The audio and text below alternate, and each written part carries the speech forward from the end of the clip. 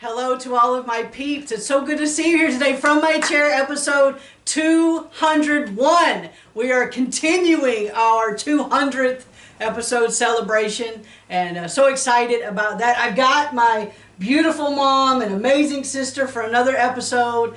My nephews are here now and everybody's home from work, so who knows what's going to happen. But we're in our favorite spot, one of our favorite spots, in my mom's house, and it's Christmas, so we're so excited about that. And we have some more questions. You've been so sweet and so kind to submit questions and comments, and we're going to get through some of those, as many of them as we can, because if you submitted questions and things, you get a straw with a straw topper. And I would like to give the first two away to my sister. Thank you. Yes, and my nephew. He's the one that encouraged her to do this and get out of the box. And then my mom, she agreed to. She's got a kitty one. Agreed to your straws. Thank yes, you. and straw toppers. And then I have another special gift to say thank you. And I'm so excited about it. It's a little kitty purse for my mom to say thank you, and a little mouse pouch for my sister to say thank you, because this is out of their comfort zone, and I'm taking time from our Christmas time together, but they're so sweet to do this, and I just wanted to say thank you. Thank you. And I can't do 201 episodes without the support of my family. And I'm so thankful for them. And remember, if you submitted things, I told you that we'll have a drawing for this Stanley Cup. And then my mom's so excited. She got 2 butterfly towels. And we're going to draw for those. So I've got our names in here. We're going to draw those at the end of our episode for today. Please don't let me forget. Don't let me forget that. And but so excited about that. And so we're going to start off with some questions. And then we have our Ask Mom segment. I'm so excited about that. Be truthful. Be truthful. Ask Mom segment, and we'll give you comments and things like that from your episodes, and so excited about that. So let's start off today. Mom, I want to let you start with questions that you submitted. So thank you so much for that. And all right, give me a good one. Let's see if I can answer it well. What is the most meaningful and encouraging comments you have received after one of your lessons? Okay.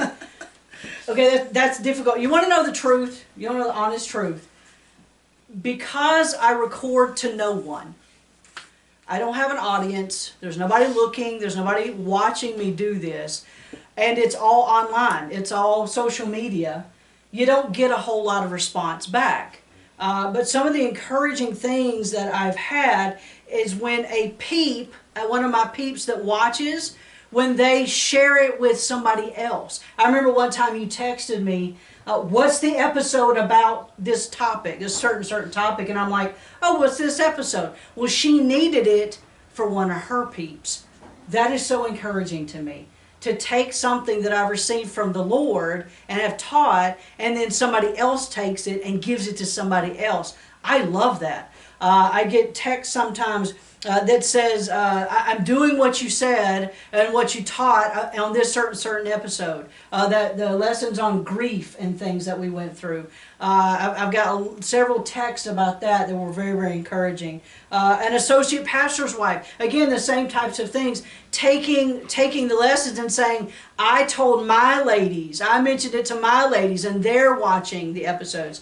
To me, that's the most encouraging thing. Is when somebody takes what you've given and sees it as valuable enough to give it to somebody else. And I've had a few of those instances, and that's very, very encouraging to me when they do that. And so yeah, and usually it's by text or I hear it from somebody else, that type of thing. Again, you're not teaching to a class where you can watch, facial responses and things, and but the Lord encourages me through it, and I'm so very thankful for that. And so that's a really good question. I don't know who asked that, but that's a really good question, and I appreciate that. So we're gonna do Ask Mom. All right, we're gonna do an Ask Mom segment, and she's gonna be honest about these. So are you ready? Ready. Oh, this is good. This is a good one. I'm really not sure you're ready for this one. Okay, here we go. Who fussed the most in sibling rivalry? Who fussed the most in sibling rivalry? And yes, we did have sibling rivalry. Yes, we did. I'm a tomboy and she's a prissy girl. Yeah, okay, she did, didn't she? I fussed my fair share, but she did. She fussed a lot. Yeah, because You beat me up. I did. I was kind of mean. I would take her Barbie dolls. Yep. And I needed grenades to play with, and I would pop off the heads of the Barbie dolls, wouldn't I? And I'd throw them as grenades, and she would, oh my! I would get in so much trouble though. I really would. And I would say, y'all, the neighbors are going to call the cops on us. Yeah, that's what you would say. Yeah, and we'd be like, okay, we gotta be good. We don't want that to happen. So, yeah, that's true. Okay, so Mom, who is the life of the party? Who would you say is the life of the party? Hard. My sister. I do. I have an aunt that's the life of the party. Kudos to you. But yeah, but us, me and Serene. Oh. She could probably say neither. Neither are the life of the party. We let somebody. I guess it depends on what kind of party it is. All right. Okay. You know, all right. I'll give you that. That's a good answer. It depends on the party. All right. I'll give you that. Okay. So who loves music more? Me. She does. I told you. I taught about that too. How when we're getting ready, she'll turn on music and we sing and all that stuff. But it's between us. Between you two. Between me I and don't Serene. know if she would know that though. Really? You don't I think don't so? know. I mean, I know you listen to music all the time. Mm-hmm. You listen when you can because you're at school all the time. It's not like you can just sit and listen to music. So I'll take that one then. So I'll take that Yeah, but they both love Love music. music. Yeah, that's and true. We that do. kind of thing. Yeah. All right. So then, this is a good one, and I think I know the answer to this. Who is more creative? You. Really? I think Yeah. both of you have a lot of creativity. No, I her. Really? I think. No, I think so. Because you're like the decorator. You decorate all your stuff. Yeah. And Yeah. okay. Oh wait. That's should I- true. I've got a Christmas tree up, You do? but it's Caleb's. Caleb put it up. It's about that tall. Yeah. He got up and he got in the attic and got this Christmas tree that his Nana bought him. I've got a Christmas tree up. You've had your Christmas tree up forever. Okay. She has multiple Christmas trees. Case in point. Yeah. Point. Yeah, I have That's that why- written down actually. Do you that really? She's a decorator, Mm-hmm. and you're I don't. not. Yeah, I don't. It doesn't bother me at all. That's why Yeah. I come here for Christmas. It's like, what's the point in decorating for Christmas when I'm gonna come here and I'm surrounded by I know, but if everything? you put it up early, leave it I late. know.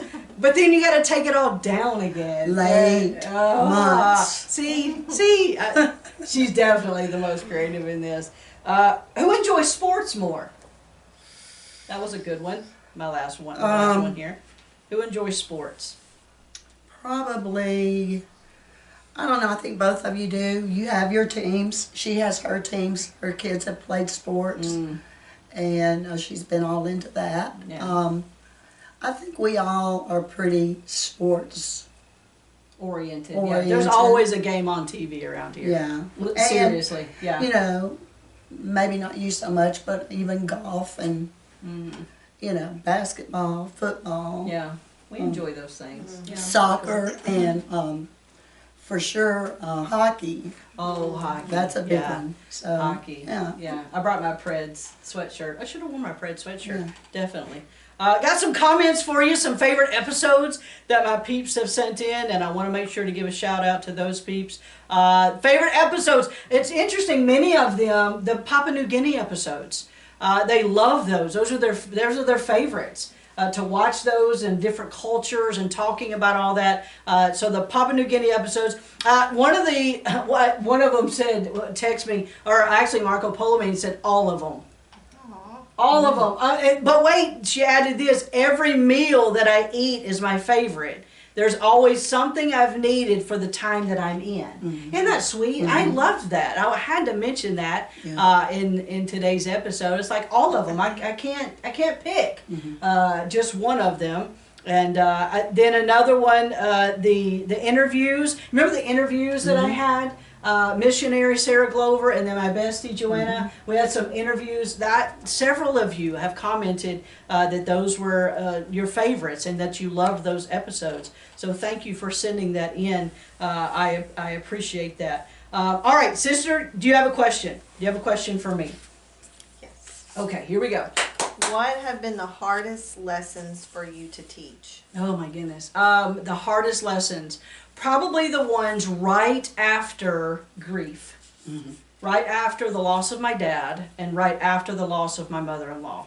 Those were pretty wretched. Those were very difficult. I knew I needed to video. And I felt like, and even Pastor told me, he's like, people will understand if you don't. And I'm like, I have to. I have to keep moving forward. I have to keep having a reason to get up and study my Bible and get in the Word. I have to have a reason. And that was the reason to be able to teach a lesson. But those were difficult. Those were really, really difficult. But I feel like they were very helpful because at one point or the other, everyone goes through grief. Yeah. And there's a lot to it, depression and that kind of thing. Those were hard too, Mama. Yeah, but they were so helpful. So many people go through depression. Yeah, that was a segment of episodes where and that was very real to me. All of those depression episodes, that series of lessons. But I feel like it was hard because it's almost like when you start to do something, it's like Satan says, "Good, thank you, boom. Good, thank you, boom. Let me hit you with this now that you're starting to talk about it and teach other people what to do. Let me make you have to do what you're teaching." And it's like, really? Seriously? I'm trying to help people and it's like, boom, let me smack you in the face with this because you're opening up this can of worms and he knows it. And what I would call, he shoots his arrows. But thank the Lord that the arrows don't have poison on the tips of them. And so you just work through it. And you just get it out, and it just gave me more material and information to give to you because I was having to go through it while I was teaching it. And so yeah, that's a good question. I like that. Thank you. I appreciate that. But Serene, let me ask you a question. You asked me the last question, right? Okay, so let me ask you a question. Every episode for the last several years, probably 4 years, probably 4 years. About 4 years ago, my sister came to me and talked to me about a sixth grader, one of her sixth grader, named Lydia. And she had a cancer, I believe it was leukemia, I'm not sure, but it was cancer. And we were just so burdened for it. We know the family. And they're just so young to have such a disease. And she was watching it all because you were her teacher. And so I'm like, you know what? We got to tackle this. We got to get more people praying for Lydia.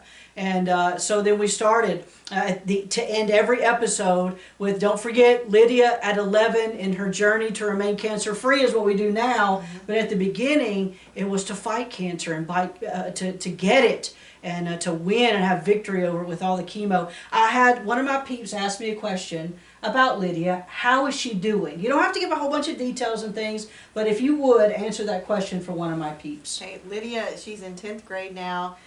She's doing very well. She's involved in sports and activities with her friends. She still has to go to regular doctor's appointments for the checkups, and will continue to have to do that pretty much for life, but she is doing very well. Good. Wow. Your prayer works. Prayer works. It's like, okay, well, which prayer worked? All of them. All of them. And that's why I got to continue to say it. Lydia at 11 in her journey to remain cancer-free. And 11, that was something that they did here at 11 o'clock every day. You stop and pray for Lydia. And that's why I say that. They started that here in Springfield and at South Haven. And I'm like, we can do that too. And you just never know. We won't know till we get to heaven the prayers that change the course of her life. Let's just keep praying that she remains cancer-free. And that the effects of the chemo, they won't affect later on in life. We can keep praying for that. And thank you for that update. I appreciate that. Mom, do you have a question for me? You're next. You're up. Do you have a question for me? do. Okay, here we go. See if I can answer it. Talk to us about some of your recording locations. The most difficult or your favorite place. Okay. That's interesting. And I don't know if y'all know this, and I don't know that I've really talked about this, but for the first 52 episodes, my goal for the first 52 episodes was to record in a different location. The Lord somehow helped me in our little town to find 52 different locations. And on episode 53, I'm like, I can't do this anymore. Wow. I can't find different places. Probably the most difficult place was, strangely enough, was my house. That was a very difficult place for me to record, as my house. And sometimes it just had to be in my house, and that was hard for me to record in my house. But I did it. It was very, very interesting, and I did it. One of my favorites, though, other than Papua New Guinea, that's top for me. But the lake. I really, really enjoyed videoing at the lake. And those episodes that we do, it's a thing for us. We incorporate that into our vacation, is videoing a YouTube lesson. And my husband, he makes it happen on the boat, and I just love it. And so yeah, that would probably the most difficult would be like my backyard with the dogs and the one time I was sitting and it was raining. And I did an episode about rain, about raining. Pastor, and Caleb was gone. He had the camera inside the house. We left the door open, and he had the camera just inside the door, and I was sitting outside in the rain with my umbrella up doing the lesson. And I'm like, oh my goodness, this is great. This is great. It was difficult, but it was like, okay, wow. And so yeah, those were some difficult ones and fun ones. But yeah, all of them for the first 52 were different. Now I like to have more of the table. I video at the school most of the time. It's comfortable for me. It's easy for me. So yeah, that's a good question. I like that. All right, Soren, you got some Ask Mom. It's time for Ask Mom segments. We got some Ask Mom questions. Are you ready? Yep. All right, here we go. Who takes longer to get ready? Did we already ask that? We did. We asked that one. Okay. So the next one would be, who was the hardest delivery? Tabitha, because she was breech. Oh, I was breech. And Aw. back in the day, they let you have a breech baby naturally. And so I rode up and down the elevator to get x-rays to make sure everything would be okay. And then they put me out. So I don't remember too much. But then her, Serene, she wasn't a hard delivery, but she got sick right after she was born, or maybe when she was born. And I couldn't even see her in the hospital. And we had to leave the hospital without her, and that's the hardest That would have been thing. difficult. Oh my And goodness. if you've done that, you know how hard it is. And thankfully, a few days later, they called and said we could come get you. I mean, we went back to the hospital every day, you know, until you were able to come home. And it wasn't too long, 3 or 4 days maybe.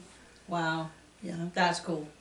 That's Okay. cool. All right. Who was the biggest baby? You were both teeny. Aw. Well, I ain't teeny now. You were both 6 pounds something. Oh, wow, we were. Yeah, Wow, little okay. babies. Yeah. Wow. Okay, who was the pickiest eater? I think her. Okay. Okay. I'll take that. Pretty I'm still picky. I'm still kind of picky. I am not picky. No, you're at not. all. Yeah, I'm kind of picky. Yeah. Don't give me sauerkraut. Or mayonnaise. Or mayonnaise. Yeah. Well, now I'm getting a little bit better with mayonnaise. Okay. I'm getting a little Okay, bit better good with for that. you. That's cool. Okay, and then who is the best shopper? We do really good Yes, shopping we do. together because we Yes. shop the same. Yes, we do. She's a go and get it and leave. Yep. Yep. And so Yep, that's I'm very true. grateful every time she takes me shopping, but I shop different with her. Yeah. Very cool. Serene, we have a few more minutes left before we do our drawings. Do you have another question? I think I might have time for. Yes. Okay, go. It says, explain some times when you most wanted to give up on doing this and what kept you going in those spaces. Oh my. Now, I think this other question kind of goes with that with Okay. a little bit. What is the record number of times you've recorded a lesson? So that may have something to do with the one question. Okay, the number of times that, oh my goodness, there was this one episode when I did the boxes. You need to watch those. Those are really good, the boxes. But my very first one, I had to record it 4 times all the way through. So we're talking like 2-3 hours of recording, because the camera, and I didn't know it. We switched cameras and it would stop at 15 minutes and I didn't know. So when we aired it, it just tore me up. Oh my goodness, when it stopped just abruptly, I'm like, what happened? What happened? Oh my goodness. And I called my husband, I'm like, take it down, I've got to record it. So I recorded it again and again and again until Caleb finally is like, Mom, this camera is just stopping it at 15 minutes. And the lesson was like 45. Yes, it was like, yes, I've since not done 45-minute lessons. And oh my goodness, that was so frustrating. And I cried and I cried. And I'm like, we got to do something different. So when we figured that out, we changed back cameras to where I could record a little bit longer than 15 minutes. And so yeah, that was 4 times that was the longest the most I've ever recorded. Now, some of them are, I'll hit stop and record, but I'll only talk for like 2 minutes. And I'm like, oh, no, I didn't mean to say that. And I'll stop and start again. Or 2 more minutes, but I'll do that. But as far as doing the whole entire episode, 4 times. And I'm just like, oh my goodness, that was brutal. But the first part of your question, Yeah. what was it? Explain sometimes when you most wanted to give up on doing these and what kept you going in these spaces. The most recent episode 199. It was like, oh my goodness, I do not want to do this today. I just, a lot. Seriously, a lot. Now there's sometimes it's like, oh my goodness, this is so good, I can't wait to do this, I've got my notes. And sometimes it's like, oh, okay, I don't really want to do this today. I really don't want to, I don't feel well, or something's gone on around me or in my life, and I'm just like, and you have to be all, here we go, and I just like, don't feel like it. I remember one time I had vertigo, and I was trying to get this done during vertigo. I'm thinking, what in the world am I doing? I can't even move my head. And I bet you don't know what episode that is, because I faked it very well that everything was okay. But honestly, episode 199. The last episode before the 200th, I'm just like, I don't want to do this. But what keeps me going is knowing that God gave me something, and knowing that somebody might need something that I have. Possibly. You never know. I'm doing what God has told me to do, and somebody might need it. And so you just keep doing it. And as long as God gives me things and my husband wants me to keep doing it, then we're going to keep doing it. But yeah, episode 199. It's like, I don't want to do this. It's just difficult. But you do it anyway. You do what you're supposed to do because you're supposed to do it. Do you have one? I do. I've I got have like one more. just a minute left. Can you walk us through the preparation for a lesson? Oh, wow. Okay. That could be lengthy. Huh? Well, I'll go quick. It takes about 6 to 10 hours for one episode. Right now, I'm going through Song of Solomon, and that was from a commentary, J. Vernon McGee commentary, and I loved it. I read it through. I read Song of Solomon through, and I'm like, we have to know this stuff. Nobody talks about Song of Solomon. Let's do this. But it mainly comes from either things I'm going through currently, things I've already gotten some victory over, or things that somebody else has come to me with and said, okay, what am I supposed to do with this? That's what a lot of it is, the preparation for it, is finding maybe a book I'm reading or something, or a sermon I've heard. It's like, okay, ladies need to know about this. And it's not being talked about, it's not being discussed. So, you know what, just take your shoes off, take my halo off, and let's just discuss it. And you can judge all you want to, I don't care. There was one episode that I got raked over the coals for, and I'll never forget it. I won't. But God has helped me to move on from it. And but other than that, I don't get really criticized for much of it, because I feel like it's information that women need to hear, but nobody's talking about. And but it takes about 6 to 10 hours. I study usually on Sunday afternoon, and then Monday and Tuesday. I record on Tuesday afternoon. Pastor uploads on Tuesday night, and it premieres on Wednesday morning at 7:30 Eastern Standard Time. And then I take a break from it. I don't think about it until like Thursday, and then I'm like, okay, what's next? What do we need to do next? And then I take out my iPad and I start writing. I've got pages and pages and pages and pages of things on my. You see me using my iPad every week, and I'm lost without my iPad, and I'm not really using it today. So it's like, okay, this is all kind of extemporaneous, but. So yeah, it's just it's lots of waiting and asking God what He wants, and to be real honest, a lot of times, and this is what happened on episode. One of the times that it happened on 199, it's like, okay, God, where do you want me to go with this? And it's like, 30 minutes, an hour. I've been studying and studying and studying, and I have to erase everything because that's not where God wants me to go with it. And it's like, so you change it, and boom, it's like, okay, that's it. That's where I'm supposed to go with this. All right, cool. Let's do this. Let's go. But it's that waiting time that where you got to figure, all right, what do you want me to give? But yeah, so that's the preparation for it. And sometimes it's more than that, more than 10. But I timed it one time. Okay, how much time am I spending on this? It's like 6 to 12 hours per episode to study it and get the facts right, get the scriptures right and things like that, get the notes written. It's about 19 pages of notes. It's about 1 minute.